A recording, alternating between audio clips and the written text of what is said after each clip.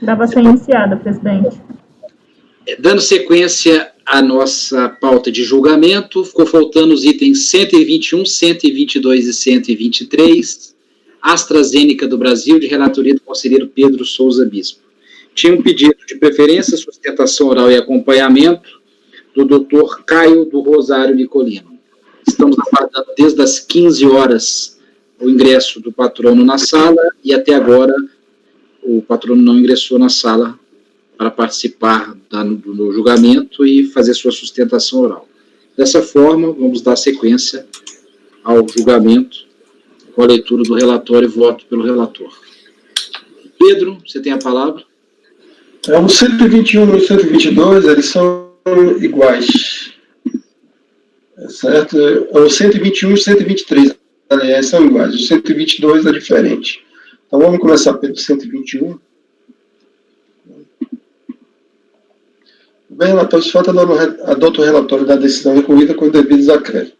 Trata-se de manifestação de conformidade apresentada pela empresa em epígrafe ante despacho decisório da autoridade da Delegacia da Receita Federal do Brasil, que indeferiu integralmente o pedido de ressarcimento e não homologou a compensação solicitada. Depois da compensação for efetivada, com crédito inferior ao débito, em decorrência deste último, a data de compensação estabelecida.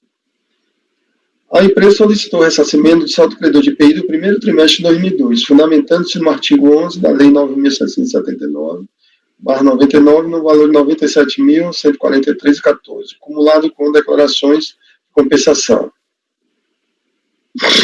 O pedido foi indeferido pela autoridade administrativa sob o fundamento de que não está instruído corretamente, em conformidade com os documentos previstos no artigo 6º da Ordem de Serviço 8/2005, pois mesmo o requerente, tendo sido regularmente intimado, não apresentou a relação dos produtos fabricados e que tenham saído do estabelecimento, contendo o nome comercial, classificação fiscal e alíquota, identificando-os como isentos, tributados, alíquota zero ou não tributados pelo IPI, NT, fato que prejudicou a verificação / apuração do crédito. Regularmente certificado de despacho denegatório, a empresa apresentou manifestação de conformidade, alegando inicialmente que o ato administrativo estaria evado de nulidade, tendo em vista que as exigências referentes à documentação consta de norma interna da Secretaria da Receita Federal, ou seja, a ordem de serviço elaborada pela 8ª Superintendência da Receita Federal, da 8ª Região, cujo teor não está disponível aos contribuintes, não cabendo à Receita Federal impor obrigação de apresentar documentação sob pena de violação do princípio da legalidade. Diante do fato, requereu seja declarada a nulidade da decisão que não reconheceu o direito creditório e, consequentemente, o pedido de compensação. Em relação às formalidades que revestem o livro de registro de apuração de IPI, afirmou que os dados constantes no livro em questão foram devidamente remetidos ao fiscal, restando apenas os termos de abertura e encerramento, que como bem asseverou a autoridade administrativa, trata-se de mera formalidade. Já no que diz respeito à classificação dos produtos que saíram do estabelecimento no período em questão, alegou que faltou apenas a distinção individualizada do que estaria sujeito à alíquota zero ou do que seria não tributável, NT. Porém, considerando que a classificação fiscal dos produtos, bem como as colunas dos livros de registro de entrada e registro de saída foram devidamente informadas à Receita Federal, a informação faltante não obstaria a análise do fisco, ou seja, a suposta insuficiência de documentos probatórios não tem o condão de causar indeferimento do direito creditório, nem da compensação realizada, uma vez que as lacunas da informação poderiam ser supridas, né, pela própria Receita Federal, mediante o exame de seus registros e das normas atinentes ao IPI. Acrescentou que o princípio da verdade material justificaria o cumprimento das lacunas de informações pela própria autoridade fiscal, ou ainda pela hora juntada dos documentos em anexo. Então, ela juntou documentos na manifestação de conformidade. Juntamente com a manifestação, a empresa apresentou, além do termo de início e encerramento do livro de apuração, cópia do registro de entradas e saídas, com descrição do produto, classificação fiscal, alíquota e IPI destacado. Em 21 de 8 de 2008, a empresa apresentou documento alegando ter operado a decadência do direito do fisco, constituiu o crédito tributário em cobrança, de acordo com o artigo 150, parágrafo 4º do Código Tributário Nacional. A manifestação de conformidade foi indeferida por esta turma de julgamento e a empresa apresentou recurso voluntário ao Conselho Administrativo de Recursos Fiscais, no cujo acórdão número tal da primeira Câmara, a segunda turma ordinária, teve o seguinte teor. Foi anulada a decisão da DRJ. Anula a decisão de primeira instância, que deixa de apreciar os documentos apresentados pelo sujeito passivo, junto à impugnação, ao lançamento e à manifestação de conformidade. Aqui, no caso, a DRJ, o CAF, a turma do CAF que julgou essa questão, entendeu que a DRJ não analisou a documentação que ele trouxe em sede de manifestação de conformidade, certo? Nem baixou diligência, não foi feita nenhuma referência a isso, né? Então, como se não se pronunciou sobre as provas que ele trouxe, resolveu considerar nula a decisão. Então, vocês vão perceber que ele manteve a mesma decisão dele que ele tinha feito, que ele tinha considerado no primeiro acordo, nesse acordo aqui agora. Assim, votaram os autos para análise. Certo? Ato contínuo, a DRJ Ribeirão Preto, São Paulo, julgou a manifestação de conformidade contribuinte nos tempos sintetizados na ementa do acórdão recorrido, a seguir na escrita. Ou seja, ele manteve a mesma decisão. Em seguida, devidamente notificada, a recorrente interpôs o presente recurso voluntário pleiteando a reforma do acordo. Nesse recurso, a empresa suscitou quase as mesmas questões preliminares e de mérito, repetindo o mesmo argumento apresentado na sua manifestação de conformidade.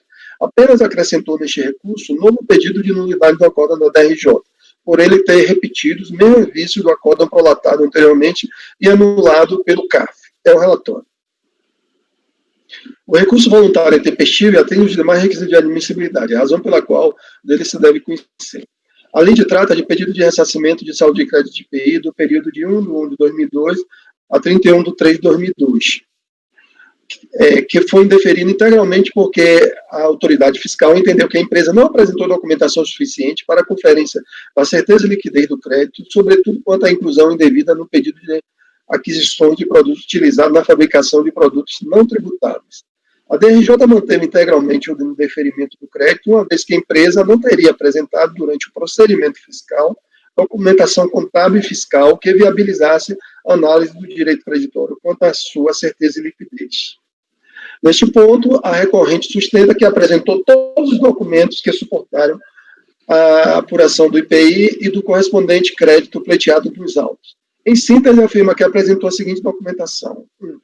Cópia das folhas do livro de registro de apuração do IPI, modelo 8, referentes ao trimestre que proporcionou o crédito, assim como do período no qual constou o estorno, contendo os termos de abertura e encerramento e demais formalidades. 2. Discriminação em planilha. Discriminação em planilha entre produtos que tenham saído do estabelecimento, contendo nome comercial, classificação fiscal e alíquota, identificando-os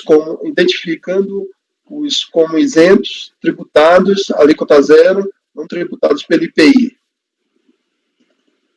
Não tributados pelo IPI-NT ou que tenham saída imune. E 3. Planilha contendo os produtos de entrada cuja aquisição teria gerado o crédito de IPI pleiteado nos autos. Compulsão dos autos, confirma-se que a recorrente apresentou a referida documentação, por ocasião da interposição da manifestação de conformidade. Na relação de entrada, pode-se verificar que grande parte dos produtos ali descritos referem-se a caixas de embarque, cartuchos, cartelas, bisnagas e laminados. Tais produtos estão classificados em 4 NCMs. Essa aqui, né, caixa de papelão ou papel ondulados, a NCM 48194040, outros sacos, bolsas de cartuchos, NCM 32204100, chapa de polímeros, cloreto vinila rígidas e sem suporte. E NCM 76121000, recipientes tubulares flexíveis. Comparando-se a lista de produtos da lista de entradas, com a relação de produtos que saíram do estabelecimento com incidência de IPI, constata-se que parte substancial dos produtos que entraram no estabelecimento industrial parecem guardar uma relação com a fabricação dos produtos de saída tributados. A exemplo de bisnagas, cartuchos, cartelas, de medicamentos, caixa de embarque e laminados. Tal fato sugere que considerável parte dos produtos de entrada guardam relação com as saídas tributadas, apontando aparentemente para a verossimilhança da alegação da recorrente de que os créditos escriturados não se referem às saídas não tributadas, divergente daquilo sustentado pela autoridade fiscal no despacho decisório. Como a documentação citada foi apresentada ainda em sede de recurso à primeira instância, na qual não foi solicitada análise pela autoridade fiscal, entendo que se faz necessário que os autos retornem à unidade de origem para que seja avaliado pelo auditor fiscal o potencial dessa documentação quanto à comprovação da certeza de liquidez do direito creditório pleiteado. Dessa forma, em homenagem ao princípio da verdade material, voto no sentido de determinar a realização de diligência nos termos do artigo 18 do Decreto 235/72 e dos artigos 35 a 37 e 63 do Decreto 7574/2011, para que a unidade de origem realize os seguintes procedimentos. A1. Proceder à auditoria da apuração de créditos de IPI atinente ao primeiro trimestre de 2002, levando em consideração os documentos juntados pelo sujeito passivo, nas folhas 138 a 204, assim como outros documentos e informações que se fizerem necessárias à análise do crédito, obtidos por meio de intimação à empresa. A auditoria deverá apurar os créditos pleiteados de IPI escriturado no livro de apuração no livro de registro de apuração e constante da lista de entradas de folha 195 a 198 que não estejam vinculados às saídas não tributadas. A análise deverá esclarecer, se for o caso, quanto do crédito pleiteado está vinculado às saídas não tributadas. O trabalho de auditoria deverá ainda verificar, à luz das normas vigentes e de documentos que se fizerem necessários, a natureza, a consistência e disponibilidade dos créditos pleiteados. 2. A partir da análise efetuada no item 1, proceder ao exame do ressarcimento/compensação objeto presente litígio, apurando se os créditos de IPI são suficientes e disponíveis para a extinção dos débitos objeto da declaração de compensação. 3. Elaborar relatório com demonstrativo e parecer conclusivo acerca da auditoria dos documentos apresentados pela recorrente e da análise do ressarcimento/compensação objeto do presente litígio. O parecer deverá justificar todas as análises efetuadas e trazer todos os documentos e elementos necessários para suportar suas conclusões. Após a intimação da recorrente do resultado da diligência, conceder o prazo de 30 dias para manifestação, nos termos do artigo 35 do Decreto 7574/2011. Por fim, o processo deverá ser restituído aos meus cuidados para sua inclusão em pauta de julgamento. É como voto. Ok. O processo 123 é igual, certo? Acho que só muda o período de apuração de pedido do IPI, certo? E essa questão da nulidade do acórdão da DRJ repetir o mesmo conteúdo do anterior, eu acho que não há nulidade, será discutido posteriormente, mas aqui eu já adianto que ele reafirma a posição dele e explica por que ele manteve a posição dele, certo? Eu acho que a forma como ele formou a sua convicção, então não seria o caso de nulidade. E também tem outra coisa, um processo desse mesmo contribuinte foi objeto de julgamento na turma extraordinária, né, que teve o mesmo procedimento de baixar em diligência. A turma, o conselheiro relator era Vinícius Guimarães. Ok, Pedro. Estamos prontos para votar? Ok. Então, Cíntia. Acompanho. Renan. Com o relator. Renato. Com o relator. Carlos. Relator. Sabrina. Acompanho. Acompanho. Eu também acompanho. Então, resolve 121 e o 123. 121 e 123. Resolve os membros do colegiado, por unanimidade de votos, converter o julgamento do recurso em diligência nos termos do voto do relator. O patrono do contribuinte, Dr.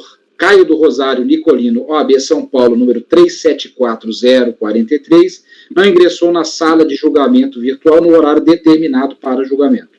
Em consequência, o processo foi julgado sem a sua sustentação oral, de acordo com o disposto no parágrafo 3º do artigo 8º da portaria número 17.296 de 2020, após o cumprimento do procedimento determinado pelos parágrafos 1º e 2º do referido artigo. Qual era o procedimento? Julgar todos os demais processos da pauta e deixar esse para o final. Nós fizemos isso, e lá nessa portaria, no artigo 3º do artigo 8º, fala que a ausência do patrono não vai impedir o julgamento do processo.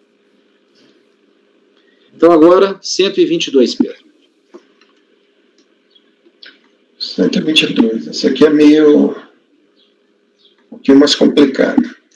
Aí, por bem relatório, esse fato, adota o relatório da decisão recorrida com os devidos acréscimos. Trata de pedido de retificação de declaração de importação e restituição de PIS, PASEP e COFINS. A declaração de importação foi registrada em 17 de 5 de 2004 e o pedido do interessado está fundamentado na lei número 10.865 de 2004, artigo 8º, parágrafo 1º. Eu vou consertar isso aqui, que é uma descaracterização. E no decreto 5.127/2004, artigos 2º e 3º e 4º. A ADI foi retificada e as alíquotas de PIS, PASEP e COFINS reduzidas a 0. Entretanto, o pedido de restituição foi deferido pela IRF São Paulo. Despacho 60. Pedro está travando para vocês, pessoal? Está travando, Pedro? Você está travando para mim também. Sobre Pedro, verifica a sua conexão. de que o Pedro? não Pedro? provou Pedro? não. Acho que eu vou ligar para ele. do acompanhamento do Código Tributário Nacional. Melhorou? Não. Não. Sua conexão está vermelha agora. Agora ficou verde, tá? Agora ficou verde. Agora ficou. O doutor Caio parece que ingressou na sala, então a gente retorna o 122 e ele pode participar. Doutor Caio?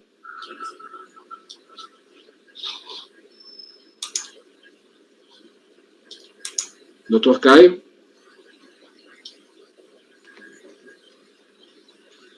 Doutor Caio? Vamos... Enquanto o Pedro acerta... Enquanto acerta, vamos pelo menos ver se ele participa, né? Se a conexão ficar ruim, vocês me avisam que aí eu mudo para o celular aqui, para ver se é melhor. Ok? Tá, só dá mais um minutinho que ele quase entrou, né? Que lá na portaria fala que se ele entrar e cair, temos que esperar 5 minutos.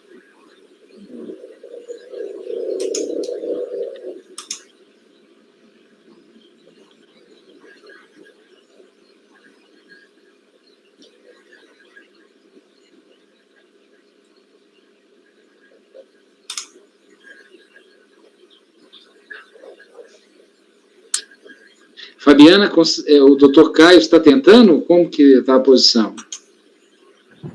Presidente, o patrão Caio está perguntando se ele pode entrar agora na sala para poder fazer o acompanhamento, e ele pediu 1000 desculpas. No acompanhamento, sim, é o segundo caso. Por favor. Ok. Irei convocar o patrão.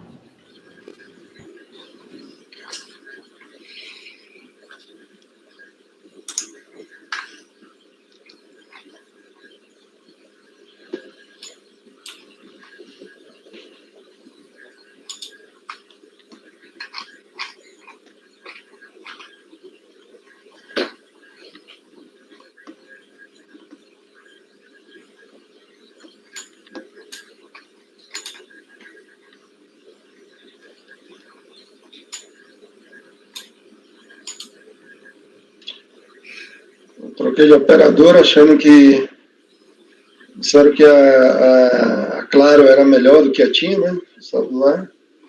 Mas nunca. A TIM é muito melhor do que a Claro. É arrependido de ter trocado. Boa noite, estão me escutando bem? Doutor Caio, só habilita sua câmera, por gentileza. Claro, um minuto. Boa tarde, doutor Caio. Boa tarde, tudo bom com os senhores? Tudo bom. Doutor Caio, julgamos já o item 121 e o 123 e constamos na ata a sua ausência. Esse caso, os dois, foi resolução, né, diligência para a unidade de origem. Então, Perfeito. Então, restou o 122 que a gente já estava começando a leitura, só que a conexão, inclusive, do conselheiro relator caiu, aí a gente vai começar novamente. Então, o 122, que é a AstraZeneca também, parece que é apenas o seu acompanhamento.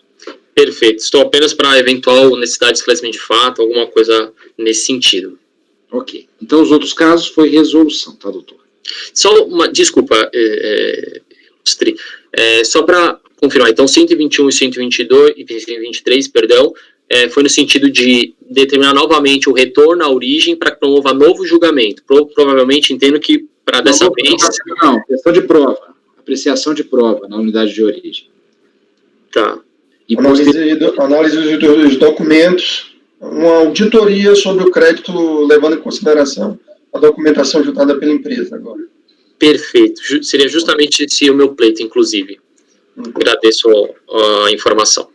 Ok, então agora nós vamos julgar com o seu acompanhamento o 122. Eu peço então ao conselheiro Pedro a iniciar novamente a leitura do voto, do relatório e voto. Pedro?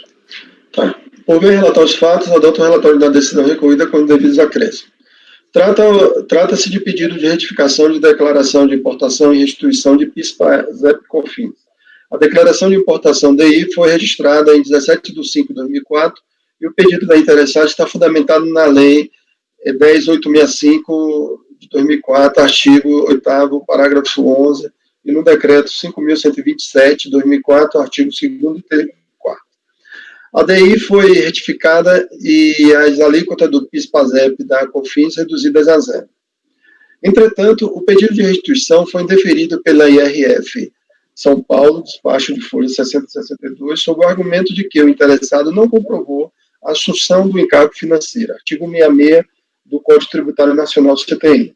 Intimado em 3 de 7 de 2009, o interessado apresentou manifestação de conformidade em 3 de 31 de 7 de 2009, no habeas folha 6576, onde alega: apresentou toda a documentação requerida pela autoridade fiscal, que, porém, entendeu não cumprido o artigo 166 do CTN.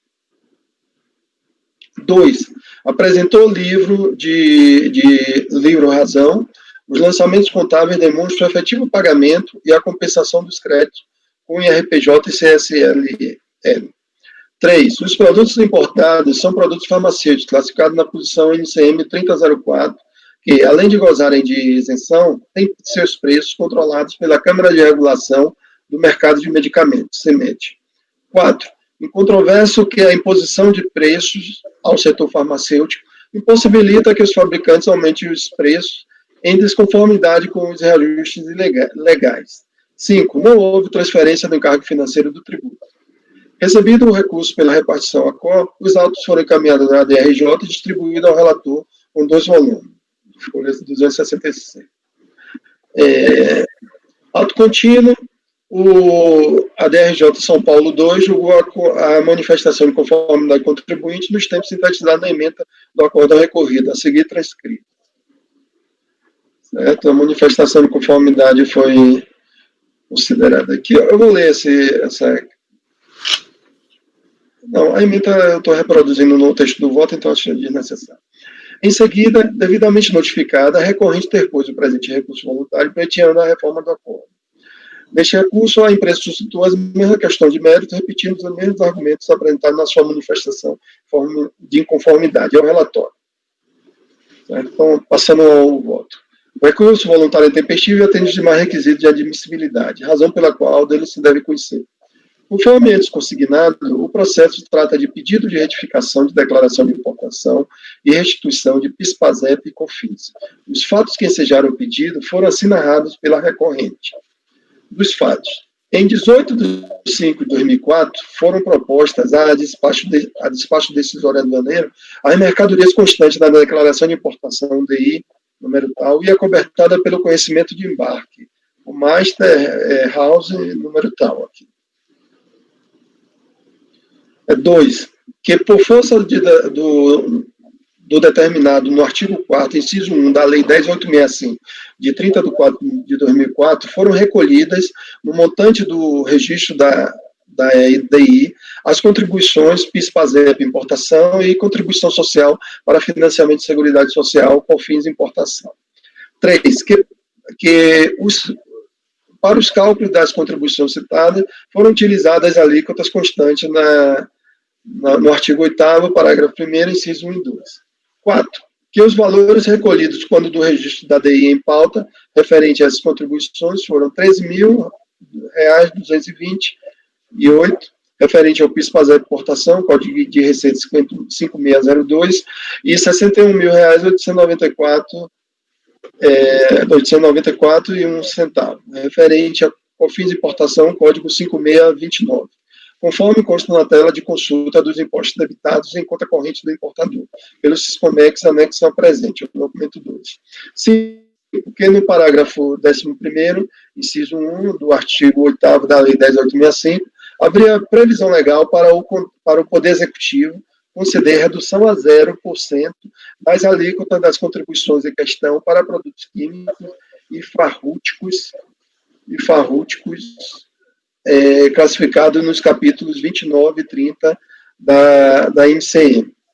6. Que os produtos despachados na DI em pauta constituem produtos farmacêuticos classificados no capítulo 30 da INCM, mais especificamente na posição 3004-9099, face tratarem-se de medicamentos, né? Prestor 10 mg em comprimido revestido, princípio ativo, rosuvastatina cáustica, nome comercial Crestor, 10 mg, registrado no Ministério da Saúde, só no número tal, e o medicamento Crestor 20 mg em comprimido revestido, princípio ativo rosuvastatina cáustica, nome comercial Crestor 20 mg, registrado no Ministério da Saúde sob o número tal, conforme declarado na edição 001 da DI em pauta. 7. Que após o registro da citada DI e recolhimento das contribuições em questão, fora publicado no Diário Oficial de 6 de 7 de 2004, o decreto 5.127, de 5 de 7 de 2004, onde o presidente da República reduz a 0% as alíquotas das contribuições ao PIS/PASEP importação e COFINS importação dos produtos classificados nas posições 3004, exceto no Código 30.04.9046 da INCM, artigo 2º do decreto 5.127 de 2004.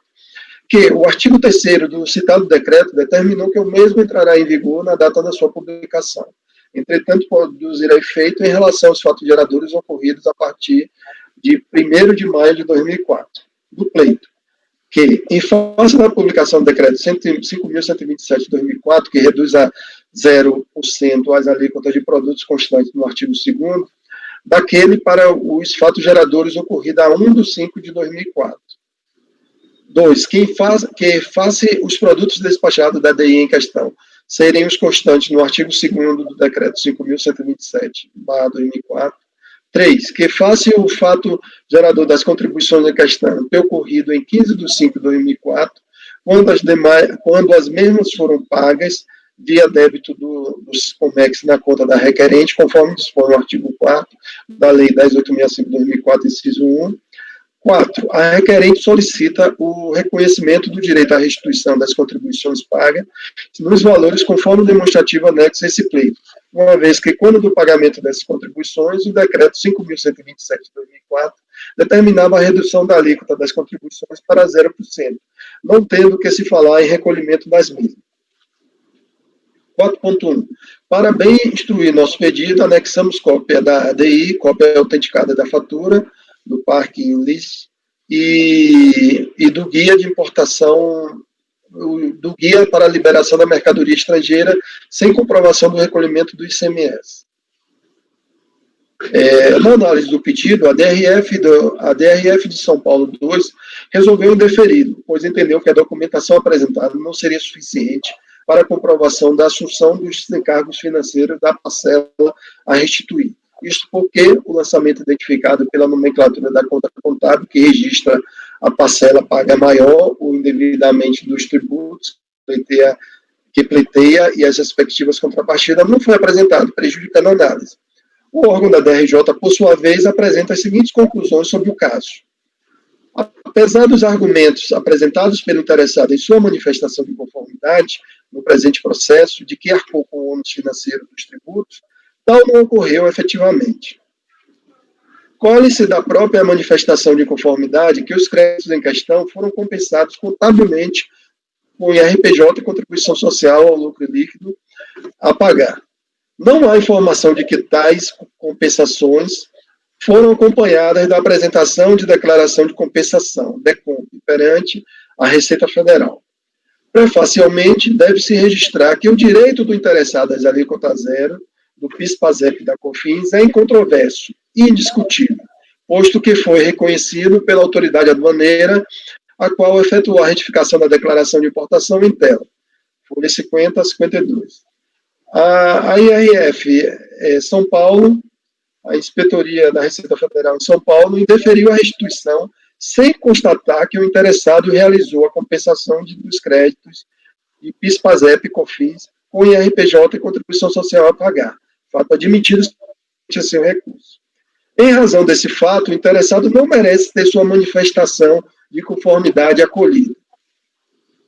Isso não significa, porém, que não possua direito creditório. Ao contrário, seu direito creditório é incontroverso e já foi, inclusive, utilizado para compensação com IRPJ e contribuição social sobre o lucro livre. Portanto, não cabe o deferimento de restituição desses autos, pois tal configuraria bis in idem. Seria restituir o que já foi objeto de compensação. Certo?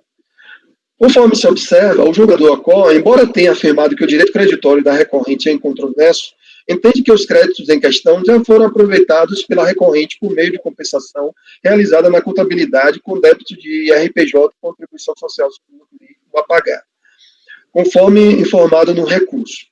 Por esse motivo, entende que, em vista da falta de informação dos autos de que tais compensações na contabilidade foram acompanhadas de apresentação de declaração de compensação, DECOMP, perante a Receita Federal, o deferimento de tal pedido de restituição e compensação configuraria bis in idem, seria restituir o que já foi objeto de compensação. No recurso voluntário, a empresa recorrente contesta a informação afirmando que a compensação dos créditos de PIS/PASEP importação e COFINS importação foi realizada por meio das DECOMPs número tal, entregue em 1/6/2004, da data da transmissão, e número tal, entregue em 1/6/2004, data da transmissão. Porém, não juntou aos autos cópias das referidas DECOMPs. Fica evidente, assim, a necessidade de diligência em vista da nebulosidade que se apresenta sobre a situação exposta, especialmente quanto à possível existência de análise do referido crédito em outro procedimento envolvendo as DECOMPs citadas. Faz-se necessário, assim, que a unidade de origem esclareça melhor a situação que envolve essas declarações, como forma de clarear o caso sobre a existência de possível duplicidade no pedido de restituição do crédito. Dessa forma, em homenagem ao princípio da verdade material, voto no sentido de determinar a realização de diligência nos termos do artigo 18, do decreto 70.235/72, e artigos 35 a 37 e 63 do decreto 7574/2011, para que a unidade de origem realize os seguintes procedimentos. 1. Confirmar se os mesmos créditos do presente processo compuseram as referidas declarações, DECOMPs tais e DECOMP número tal, né, aquelas duas DECOMPs citadas. 2. Se as referidas DECOMPs foram objeto de manifestação da unidade por meio de despacho decisório em outro processo. Em caso afirmativo, juntar a cópia dos despachos decisórios. 3. Juntar a cópia das DECOMPs aos autos. 4. Essa empresa se utilizou, que aqui a empresa... Ô Pedro, Achei que a inscrição... Opa. Se dá uma melhorada. Melhorou? Sim. Então, continuando a parte que eu estava fazendo, ela solicitou o ressarcimento do PIS pago indevidamente, né, por causa da questão da alíquota zero, que tem controvérsia que ela tinha direito à alíquota zero. Só que, na minha opinião, só se caracteriza a duplicidade se ela pediu a utilização dessa alíquota, a restituição desse PIS pago, o PIS e COFINS pago indevidamente, e, ao mesmo tempo, ela utilizou no regime da não cumulatividade os créditos dessas contribuições. Aí está caracterizado a duplicidade no pagamento na utilização desse pagamento indevido, certo? Então, eu estou pedindo também essa questão aqui para que se esclareça isso na contabilidade, né? 5. A unidade de origem deverá elaborar relatório fiscal sobre os dados apurados da diligência. E 6. Após a intimação da recorrente do resultado da diligência, conceder-lhe o prazo de 30 dias para manifestação nos termos do artigo 35 do Decreto 7574/2011. Por fim, o processo deverá ser restituído aos meus cuidados para sua inclusão em pauta de julgamento. É como voto. Caso o colegiado não aprove, eu tenho voto sobre o mérito também. Ok. Está claro a situação. Alguém gostaria de algum esclarecimento, tanto para o Pedro quanto para o patrono? Acho que o caso está claro também. Então, como vota, Cíntia? Acompanho. Silvio Renan? Com o relator. Renata? Acompanho. Carlos? Com o relator. Sabrina? Acompanho. Thaís? Com o relator. Eu também acompanho, então resolve os membros do colegiado, por unanimidade de votos, converter o julgamento do recurso em diligência nos termos do voto do relator. Acompanhou o julgamento o patrono do contribuinte, doutor Caio do Rosário Nicolino, OAB São Paulo 374043. Ok, doutor Caio, obrigado, até a próxima participação. Muito obrigado, ótima sessão de julgamento, boa tarde a todos. Boa tarde.